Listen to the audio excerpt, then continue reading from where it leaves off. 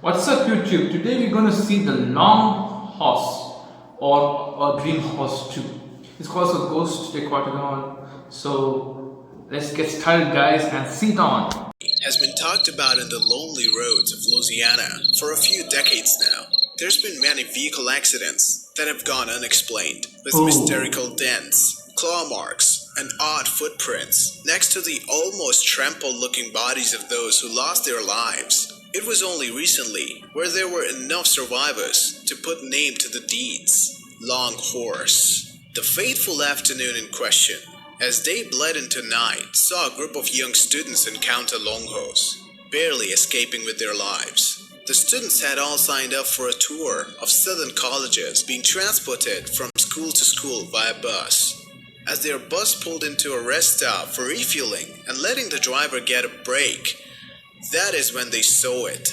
A few students claimed they saw a horse's head sticking out a nearby bush. The horse was odd in looks and behavior, having oh, almost translucent looking skin, no hair, look like a and long beady horse. eyes. From the bush, the horse just stared at all the students. It didn't move, nor did it make any sound. Eventually, one student tossed a few apple slices at the base of the bush in front of the horse's head. After a moment, it finally moved. In an odd movement, its head lowered and started chewing the apple. When it was finished, its head retreated into the bushes and was soon gone. The bus then finished refueling, and soon everyone was on the bus and moving on to their next destination. Now, according to the students, the incident didn't start until a little later when it all started with repeated knocking on the side of the bus. At first, it was a few tapes against the side and scrapes. The bus driver, when interviewed later, remarked that he thought it was just him brushing against the overgrown branches. The bus was a big one, and he was used to the coarse noise. But he picked up the pace. He noticed that the banging was getting louder and louder, even during stretches of time where there were no Oh, trees. Finally, the knocking was loud enough and forceful enough to actually begin moving the bus in an opposite direction. When the driver looked into his side mirror, he saw a vague shape that trailed off into the distance, slamming itself into the back end of the bus. Afraid to slow down, the driver warned all the anxious students to close the windows and to get into their seats. Again, when the students on the left side of the bus got up to close the windows in the back, that was when they saw it. It was the skull of a horse, and it was weaving in the air after them and slamming itself into the bus. The lower jaw was missing, but the head was still connected somehow to a long serpent-like neck. wow. The student screamed, and that spurred the horse on, slamming itself harder and harder until one of the windows broke. The impact caused the bus to skid and slammed into a nearby tree, knocking everyone to the ground as the driver groaned, having hit his head on the wheels of the bus. When questioned another student who was near the back, the bus had shut down, including the lights inside, and as everyone laid on the ground, groaning from accident, another sound joined them, a deep, raspy ning.